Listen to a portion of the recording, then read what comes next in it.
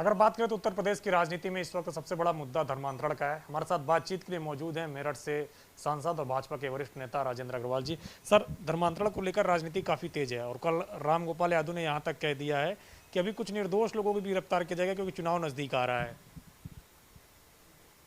देखिए, धर्मांतरण कानूनन देश के अंदर लालच दे करके या दबाव बना करके किया जाना बंद है, मतलब प्रतिबंधित है। वो कानूनन अपराध है। अपनी इच्छा से कोई अपना दूसरी कोई मत को स्वीकार करता है तो इसकी हमेशा उसको छूट है। और जो प्रकरण सामने आया है वो लालच के द्वारा और एक प्रकार का दबाव बना करके धर्मांतरण का विषय सामने आया है। और उसके तार जो है बड़े दूर तक होने के संकेत भी मिले हैं कि कुछ जो इस्लामिक देश हैं वहाँ का भी समर्थन है, या कुछ जो अमेरिका इत्यादि के अंदर इन विषयों को लेकर के सक्रिय संगठन है उनका समर्थन है। तो इसके तार कहीं भी जुड़े हो सकते हैं। और देखिए, ये दुर्भाग्यपूर्ण बात है कि इस प्रकार के संगठन जो आक्रामक होकर के इन कामों को चलाते हैं वो कहीं ना कहीं आतंकवादी तंत्र से भी जुड़े हुए होते हैं। तो ये जो पहलू हैं, इन सब पहलुओं को ध्यान में रख करके ऐसे लोगों के खिलाफ कार्रवाई होनी ही चाहिए और कानून के अनुसार उनके खिलाफ कार्रवाई हो रही है। जहाँ तक बाकी लोगों का कहना है, उनके अपने स्टेटमेंट हैं और वो उनका जो अल्पसंख्यकों का तुष्टीकरण करने की जो राजनीति है, समाज को बांट करके वोट प्राप्त करने की राजनीति है, उसके अंतर्गत उनको कहने की वैसी मजबूरी है। लेकिन कोई भी जो प्रदेश के अंदर काम चल रहा है पूरी तरीके से संवैधानिक व्यवस्थाओं के अंतर्गत, कानून के अंतर्गत काम चल रहा है और इसको इस प्रकार के धर्मांतरण को पूरी तरीके से रोका जाना चाहिए। अगर बात करें तो नोएडा में भी कई मसले निकल के आ रहे हैं, कानपुर में निकल के आ रहे हैं, मेरठ में भी देखा गया था कई सालों पहले, वहां पे भी कई सारे परिवार अपना घर छोड़ के जा रहे थे। किस तरीके से देखते हैं? देखिए, मैं एक बात कहता हूं, मैं ये और बड़ी जिम्मेदारी से कह रहा हूं इस बात को। मैं मेरठ से आता हूं। मेरठ के अंदर मुस्लिम मोहल्लों के अंदर किसी अकेले दुकेले हिंदू परिवार का रहना मुश्किल है। जरा इसके ऊपर जो हमारे मुस्लिम दोस्त हैं उसको सोचें जरूर कि वो इस अकेला दुकेला यदि परिवार है तो वो क्यों वहां पर अपने को सुरक्षित अनुभव नहीं करता है। मैं गांवों के अंदर देखता हूं भाई, जिस प्रकार से उसको उसकी पूजा पद्धति से रोका जाता है, शादी विवाह से रोका जाता है, कोई न कोई बहाना बना करके, ये स्थिति बड़ी चिंताजनक है। और ये इसी प्रकार की जो तुष्टीकरण की राजनीति हुई है, जिसमें प्रश्रय दिया गया अलगाववादी लोगों को या उग्र लोगों को, उसके कारण से स्थितियां बनी है।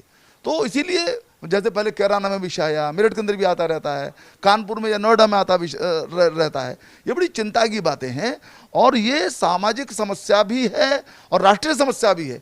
मैं तो ये अनुरोध करूंगा कि इसको दलीय सीमाओं से ऊपर उठ करके इसको देखना चाहिए, क्योंकि ऐसी समस्याओं के कारण से कुल मिलाकर के देश का जो सामाजिक ताना बाना है वो छिन्न भिन्न होता है, जो देश की एकता अखंडता के लिए उचित नहीं है।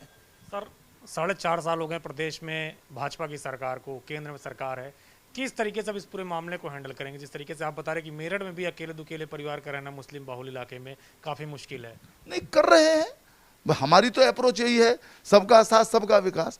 हम ये विश्वास पैदा करना चाहते हैं कि भारतीय जनता पार्टी या उसके द्वारा चलाई जाने वाली सरकारें एकमात्र ऐसा दल और सरकारें हैं जो धर्म के आधार पर, पूजा पद्धति के आधार पर कोई भेद नहीं करती।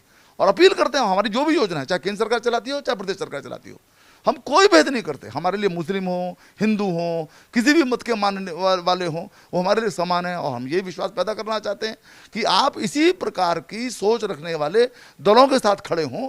जो दल आपको बांटते हैं उनके साथ खड़े ना हों। हमें विश्वास है कि धीरे धीरे ये बातें ध्यान में आएंगी और लोग सौमनस्यता के साथ एक साथ रहने का संस्कार अपना वो विकसित करेंगे। सर, अब बात करते हैं किसान आंदोलन की। राकेश टिकैत ने आज बयान दिया है कि लगातार जिस तरीके से केंद्र सरकार उनकी आवाज़ को अनसुना कर रही है, हर महीने 26 तारीख आती है और 25 लाख किसान अभी भी जमा हैं और 4 लाख से ज़्यादा ट्रैक्टर हैं, और कह रहे हैं कि अगर केंद्र सरकार नहीं सुनती तो आगे बड़ा आंदोलन भी करेंगे। देखिए, राकेश टिकैत के शुरू से जो वक्तव्य है आप उनको ज़रा देखिएगा। सबने उनको सुना है, पढ़ा है। जितनी गैर जिम्मेदारी की भाषा वो बोलते रहे हैं और जितना वो झूठ बोलते रहे हैं, मुझे तो ऐसा लगता है कि शायद देश के अंदर सर्वाधिक असत्य बोलने वाले व्यक्तियों में उनकी गिनती हो सकती है। 4 लाख और 25 लाख, या तो उनको गिनती का पता नहीं है या उनको ज़मीनी सच्चाई तो उनको ज़रूर पता होगी। आखिर वो इस आंदोलन के अपने को सबसे बड़े नेता मानते हैं। तो बिल्कुल असत्य है। मैं हमेशा गुजरता हूँ गाजीपुर से, मैंने वहाँ पर है 20-25 टेंट हैं, उनको सरकार अपना बैठे हैं, वो तो बैठे हैं। सरकार ने भी सोच रखा है कि जब तक बैठे रहें, इनको आंदोलन करने का अधिकार है, करने दें। हालांकि राष्ट्रीय राजमार्ग के ऊपर उनको ऐसा आंदोलन नहीं करना चाहिए, लेकिन मैं ये देखता हूँ वहाँ पर 50-60 से अधिक लोग मुझको नहीं दिखाई देते। 2-3 ट्रैक्टर के अलावा मुझे दिखाई नहीं देते। पता नहीं कहाँ से 4 लाख ट्रैक्टर और 25 लाख की जब वो आ गई। बिल्कुल झूठ बोल रहे हैं। उनको गिनती सीखना चाहिए, उनको पता जरूर होना चाहिए लाख कितना होता है। 100 बार जब 1000 जुड़ता है तब 1 लाख बनता है, तो उनको पता नहीं है और वास्तव में वो झूठ बोल करके देश को भ्रमित करना चाहते हैं, परंतु देश को उनकी असलियत पता है। उनके बारे में ये पक्की राय लोगों की है कि ये व्यक्ति किसानों के हित में खड़ा नहीं हुआ है, इसके अपने आर्थिक हित हैं, इसके अपने राजनीतिक हित हैं, उसके लिए ये खड़े हुए हैं सज्जन। और मैं आपके चैनल के माध्यम से मैं ये मांग करना चाहता हूँ, मैं उनसे अनुरोध करता हूँ राकेश टिकैत जी से कि अपने पिताजी की तरह ईमानदार बने। बाबा महेंद्र सिंह टिकैत की उनकी साख थी, उनकी तरह ईमानदार बने और ईमानदार किसानों का प्रतिनिधित्व करने का दावा यदि वो करते हैं तो कृपा करके अपनी संपत्ति की घोषणा करें।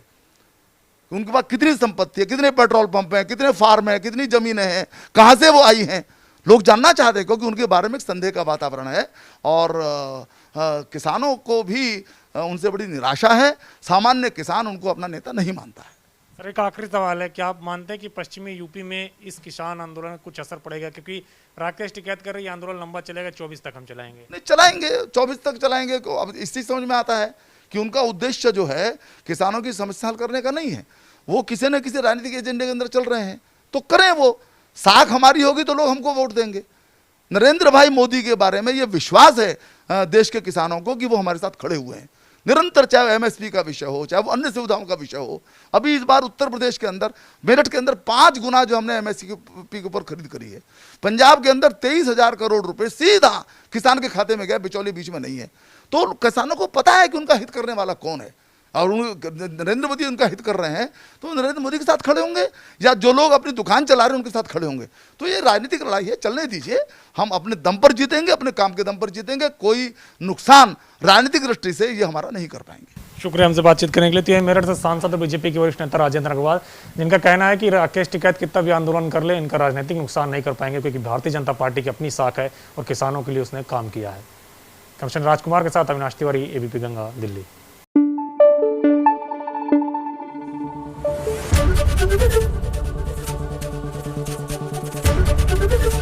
एबीपी गंगा, खबर आपकी, जुबान आपकी।